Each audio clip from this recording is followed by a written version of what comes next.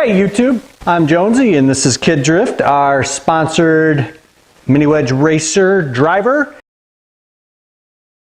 And today, if you saw the opener, we have a Polaris Slingshot, but not the Peg Perigo version. Found this on Amazon. It's actually a Jex Petty. I'm not sure how you pronounce it.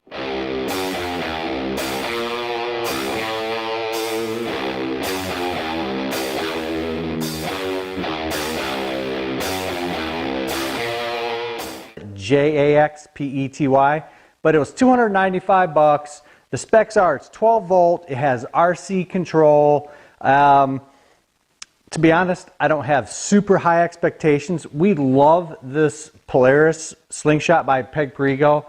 It's massive, we can do cool things to it. We've done some awesome builds, you know, $2,000 crazy stuff.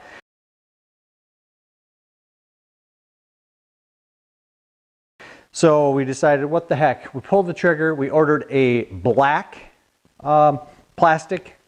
We've never seen a black one before, we thought it was slick. So what we're gonna do is we are going to unbox this thing and put it together and give you guys our unbiased opinion of it. So let's cut this thing open.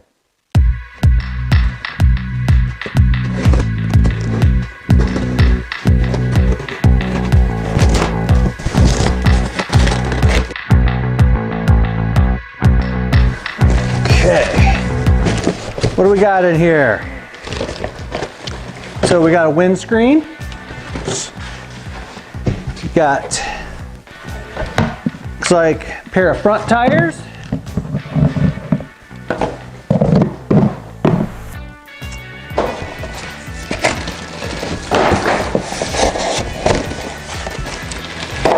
And it looks like the majority of it's inside this giant plastic bag.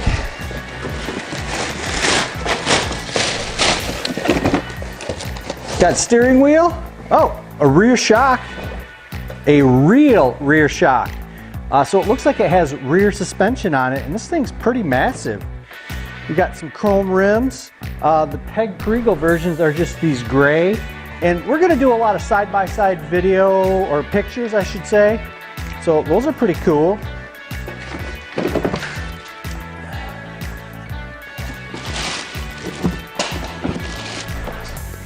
So we got the rear wheels, and it looks like these are removable by 4 screws, and you can actually rotate to the front tires because these actually do have traction bands on them. So it's got a little rubber strip. It's going to get a little bit more traction. It's going to run quieter. But if these wear out or break, you can actually swap the tire itself and just put the wheel driver onto the front wheel. So set those rears up there. Instructions, let's check these out. It's called the guidebook.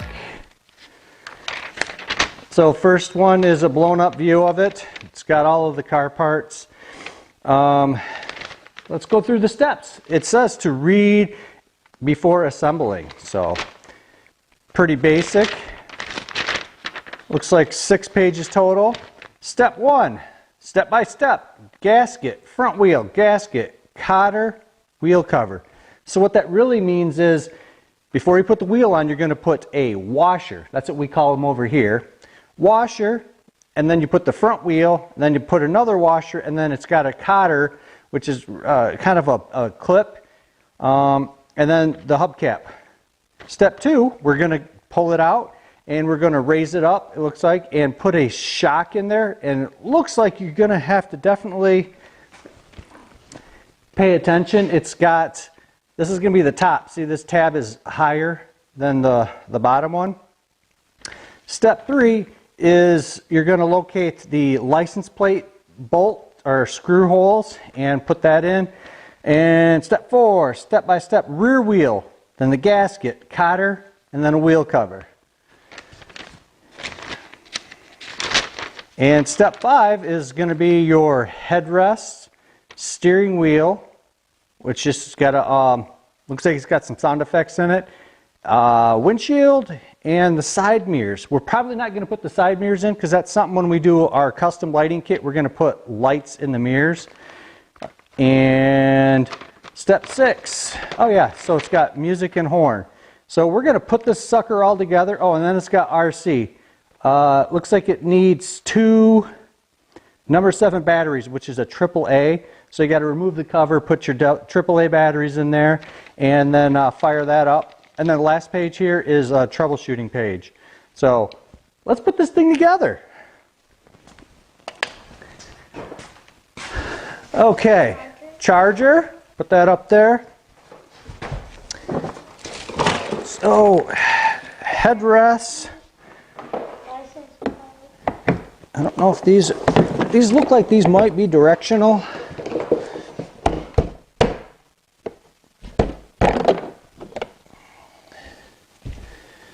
It says R, so I don't know if that means rear, and L, left and right.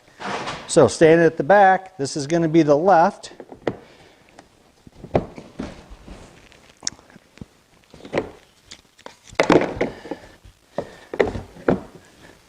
To me, it sure looks like it's going to be the solid plastic to the rear. It looks like they definitely fit in there a specific way.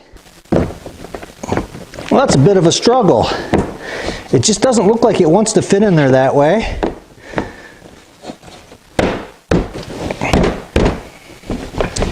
Okay, got the head restraints on. Oh, here's the remote control and a little baggie of hardware. So let's get this sucker out of the box.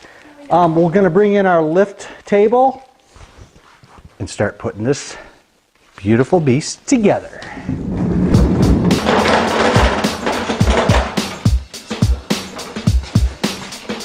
You ready? Lift with the legs, not the back. Okay.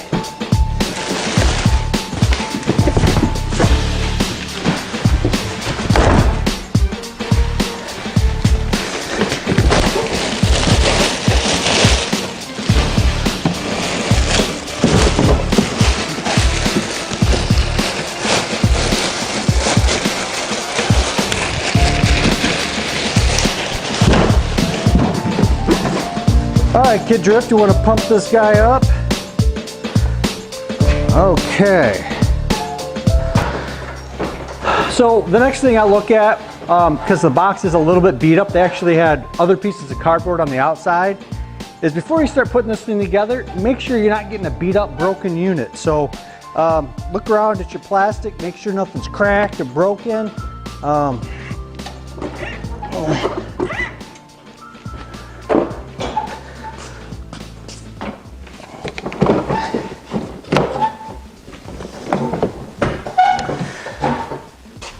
Well, it all looks good. I don't see any broken parts.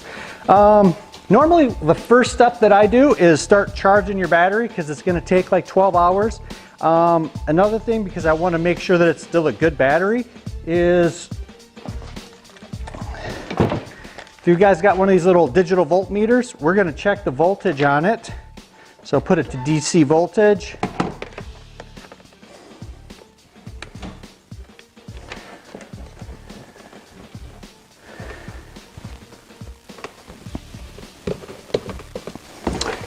And we're at 12.65 volts.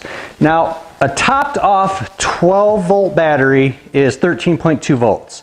And I've said this many, many times, but I hate these stock chargers. I really highly recommend you guys look into some of my other videos. And these little wall warts, you plug this into the wall and plug it into the car, which this actually has a built-in charge port underneath the passenger side seat, which it is convenient.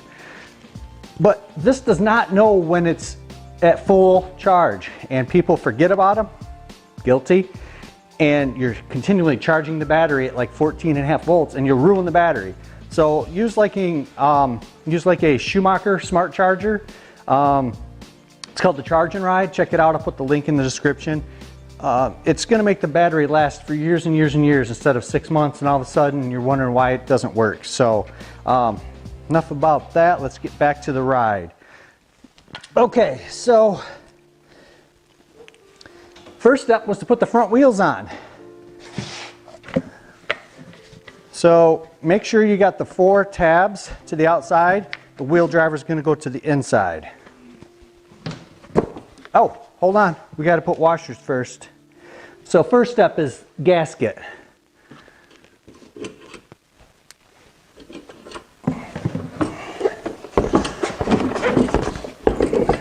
Got enough room there, buddy?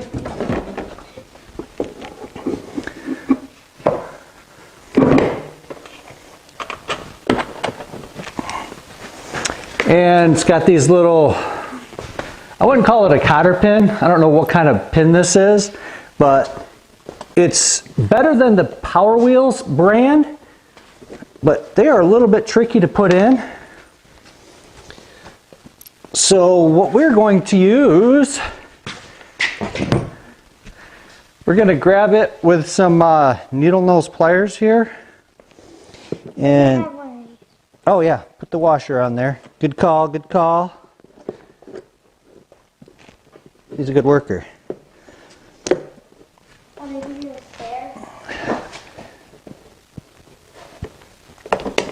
Whoa, I just flew across the room. All right, let's see if we can figure this out.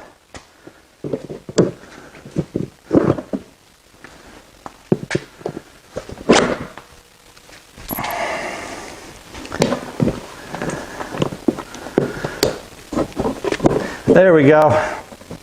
So got that sucker on. And it doesn't hurt to actually put a little bit of assembly lube on there, some grease. Not too much because you don't want it to collect all the sand and stuff. And then these guys snap on here like this, but we're not going to do it because we don't leave stock alone. We're going to sandblast this and hydro dip it.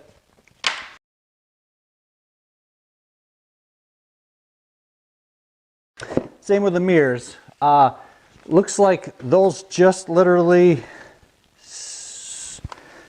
yeah, snap in place like that. They just click in, but we're not going to do that because we're going to end up taking this apart and installing lights. So some of this stuff isn't like a basic installation. Why should I put this together twice, right? Okay, so front wheels, check. You just need that pin.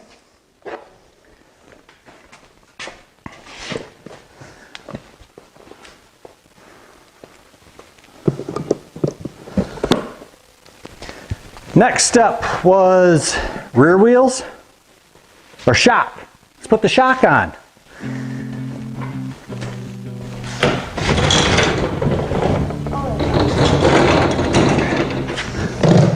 Okay. So love this. It's got a rear swing arm. A little bit of cush for the booty. Shock. So what you're gonna do, because it's gotta fit in there, you gotta pull this down. There's 2 different length bolts. Long one looks like it's gonna go at the bottom. And on the passenger side, that's where you're gonna start it because it's actually got a hexagon hole where you can put the head in and you only need 1 wrench. So it is a lock nut. And the size of it's either going to be a 14 millimeter or a 9/16. So we're going to have to use a socket. So can you get a 9/16 socket and ratchet? So check this out, guys. Here's the little wrench that came with it. Here's the bolt. Major quality control problem when your wrench that comes with it doesn't even fit. This is way too small and we need to just throw this away and use a regular tool set. I'm going to say pretty clearly looked like the top one was the long tab and it will not even reach. So I'm going to go back and remove the bolt from the top and use the long tab at the bottom. How do you like those translations? Okay.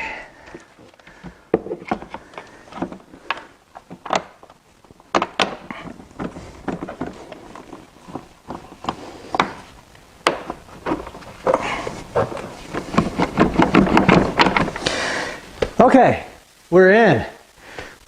So put the long bolt at the bottom and get your little nut started.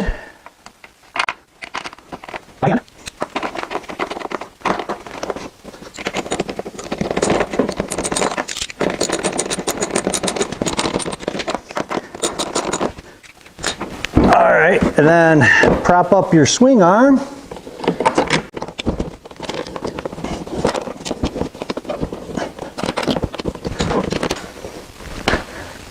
Okay, so putting the rear shock on is pretty straightforward, but it is a little bit of a pain in the butt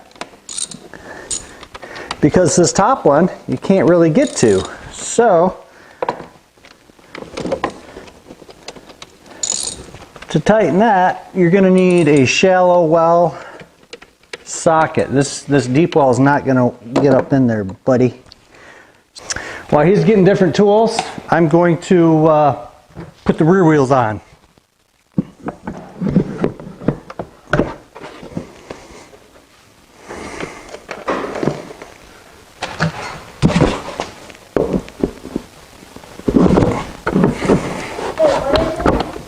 .14 millimeter.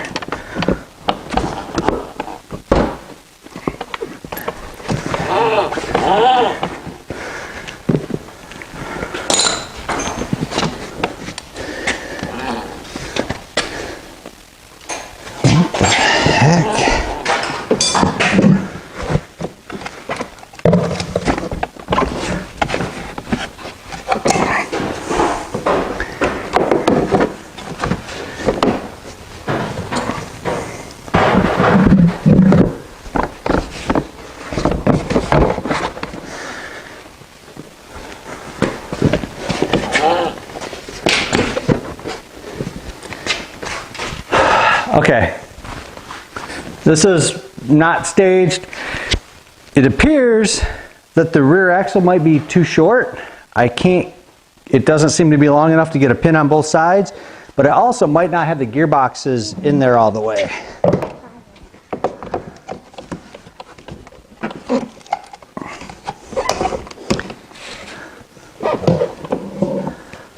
They're not screwed in.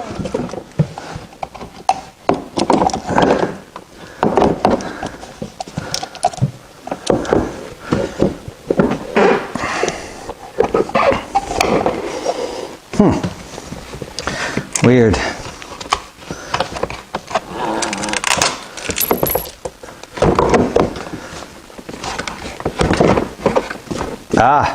I think we found it. The gearboxes actually need to be slid in, so.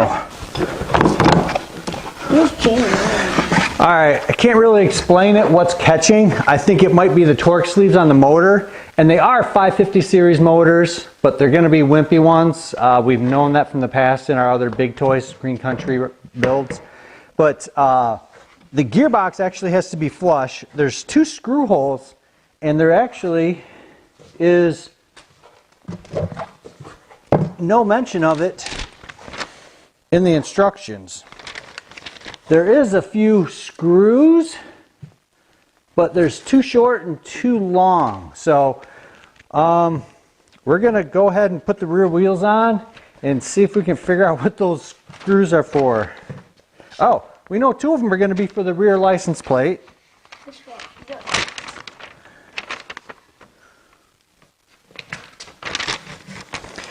Yeah, I don't know. There's not enough screws. There would have to be 4. So go ahead and put that one on. We just want to get this together so we can drive it. There we go. Can you put a washer on it? Mm-hmm. One? Yep, I got one over here. Got extra washer? No. I got one.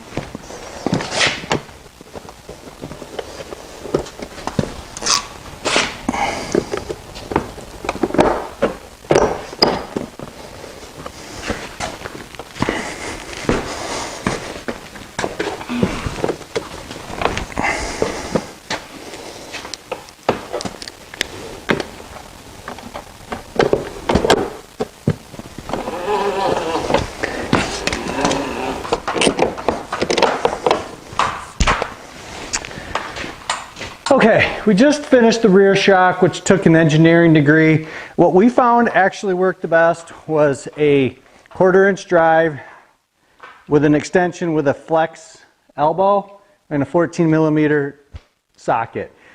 We couldn't get a 3/8 up in there, so this is what we ended up using to get it in. Pro tip. Okay.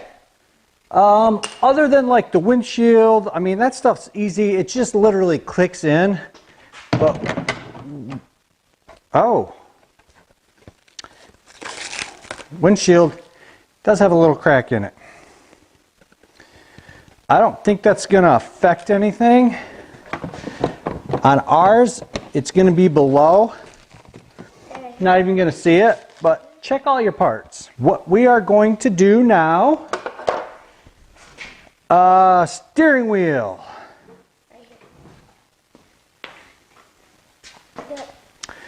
So it's just got a little 3-prong connector. You're going to connect that in here. It only goes one way. Charge the battery and then also connect the positive lead.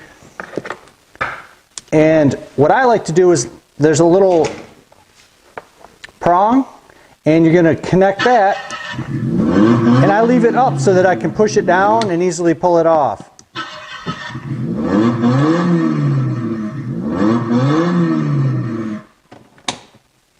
So evidently they ship it with the key on, but the battery disconnected. So I think we're ready for a little test drive. So let's go ahead and lower the lift.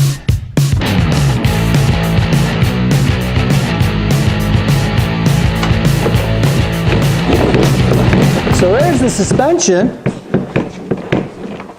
It's actually got quite a bit of travel. You could easily replace that with a linear actuator and make it have an air ride effect like that. I'm not happy enough the way it is. So steering wheel, the bolt is in it. So all you need is a screwdriver.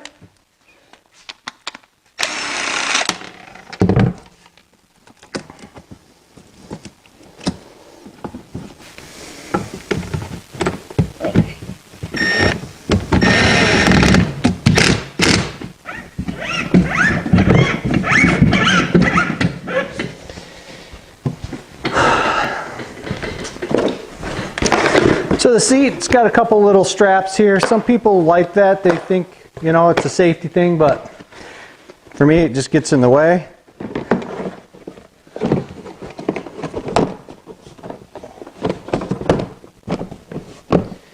Okay.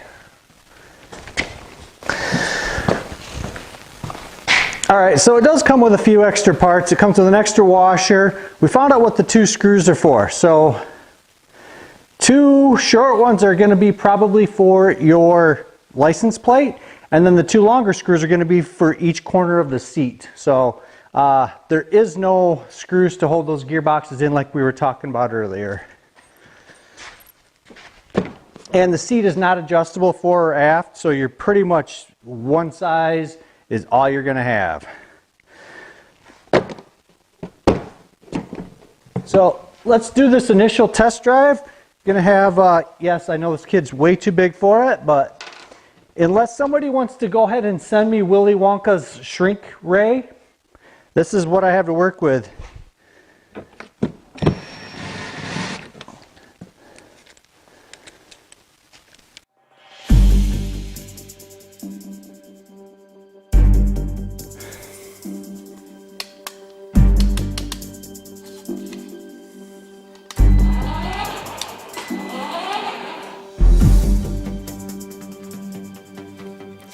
Okay guys, so here's the remote control that comes with this Amazon Slingshot, and on this side this is your steering, left, right, and that says P. What that is that's an emergency cutoff. So if your kid's driving it in I guess you'd say manual mode where they have to press the gas pedal, you can hit this and it actually cuts power if they're getting too close to the road or they're running away with, you know, mom's purse.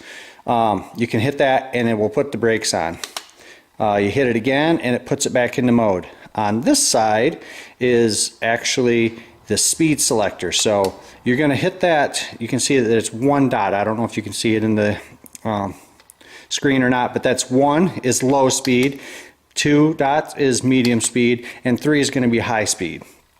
Now I've bashed these before because the steering on these is nothing like the robotics grade stuff that we use. It's just got a standard gearbox on the drive or on the steering shaft, and what it does is it just turns it left and right. It does not self-center, so when you let off, it's just going to stay there. So you're going to be, as a parent, be constantly fiddling with this to try to get it to go straight.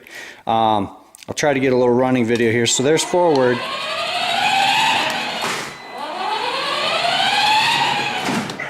So you can see the steering. I mean, it is what it is for the price, because for us to do a conversion, it's like $500-600 in parts, because we need a potentiometer feedback linear actuator, a linear actuator control board. We need a RC radio system with a receiver, and labor and custom mounting it into this. This one would be actually pretty easy to do, but yeah, it's going to cost you $500-600. But when you let off the little steering wheel for the steering, it's going to self-center and it's going to go straight. It's just going to perform way better, but you're going to pay for that. So it is what it is, guys. But that's it.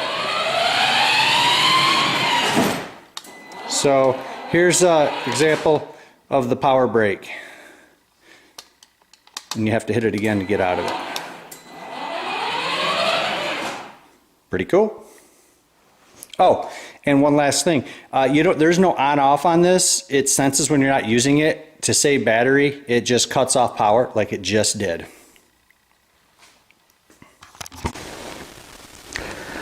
Okay, so here's the walk around of our off-brand Polaris Slingshot. And why I say off-brand is, check this out, guys. We just got it pretty much all assembled, and look what it says in the front. Polaris. Oh yeah.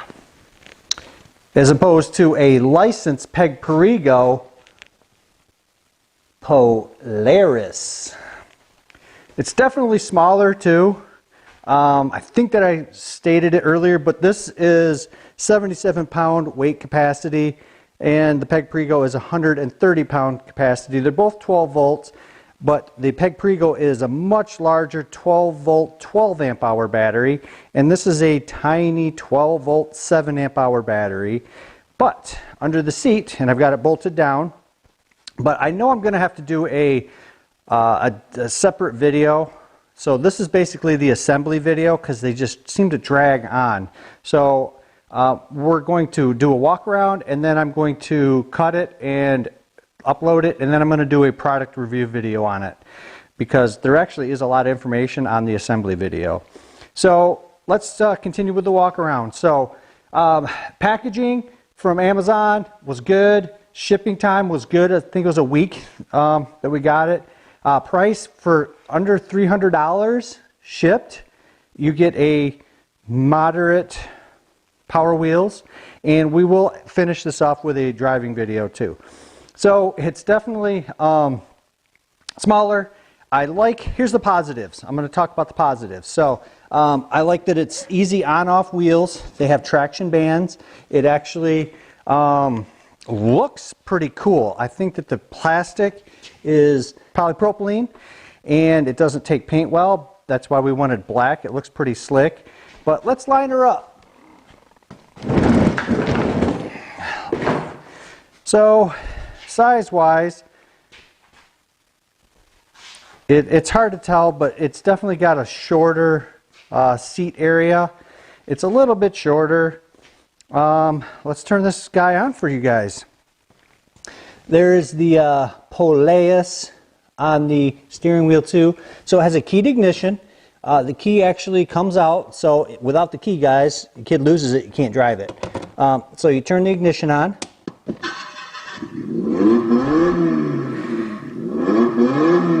It's got the standard sound effect, revving up motor. It's got a little stereo system in here, which is annoying to me, actually. Yeehaw!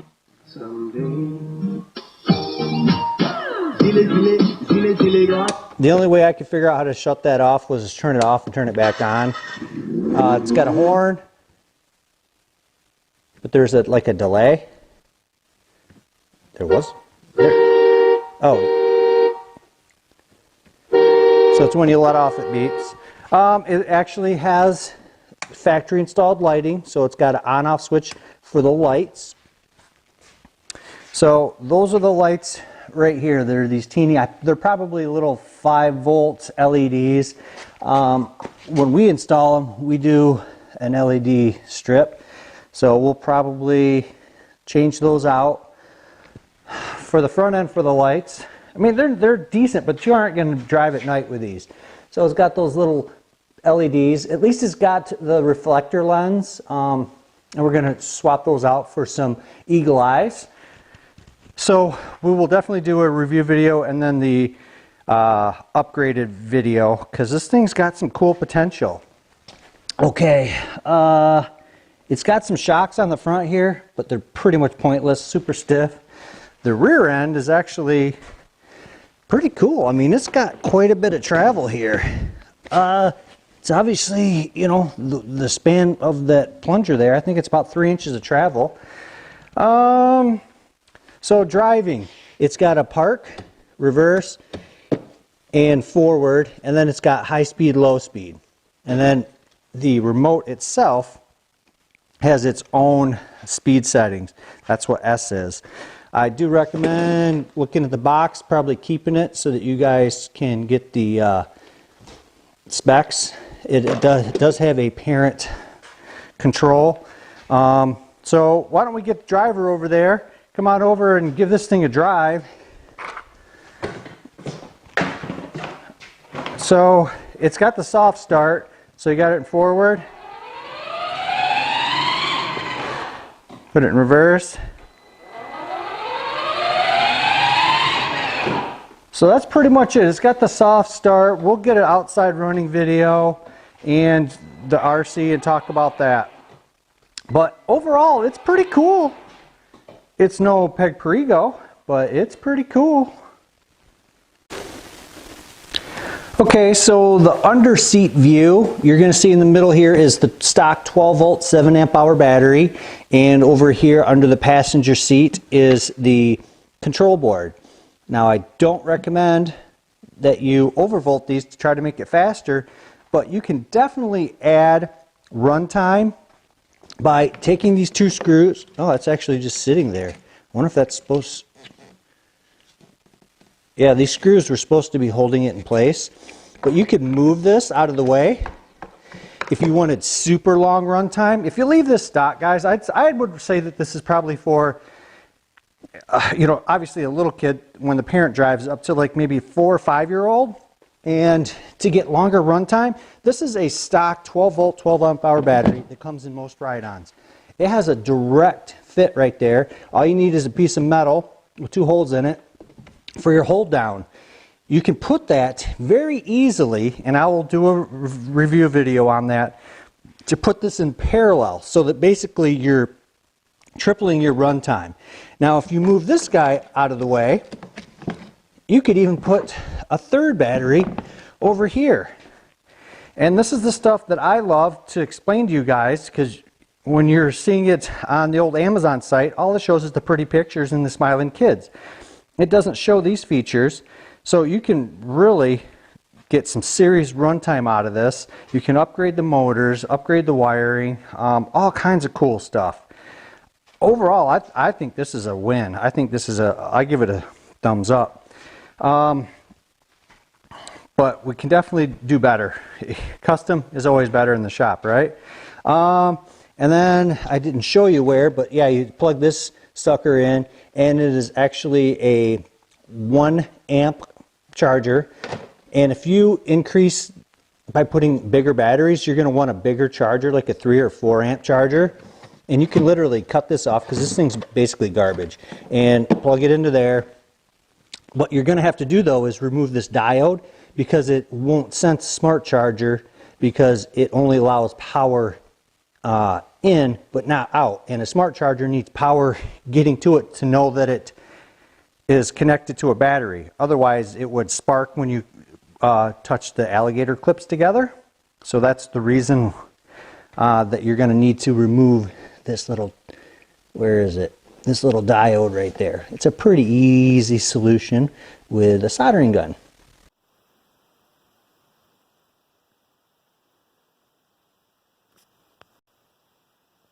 Okay, so this is the Optima battery. I just plugged it in. It went through its analyzing stage, as you saw. And what we're looking at, once it can focus here. Oh no. It's at 75% charged. Man, I just had it focused.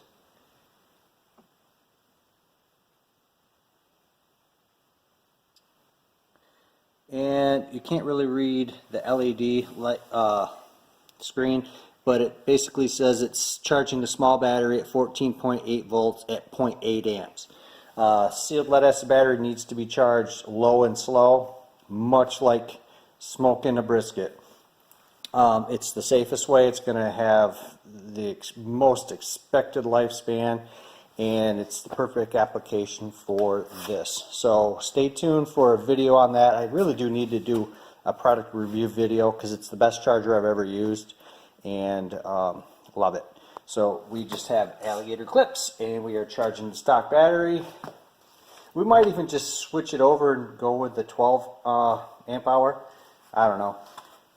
It kind of all depends. This thing's going to be for sale, so if you guys are interested in having this built up, send us a message and let us know what you have in mind, your budget, and we'll see what kind of build we can do for you guys.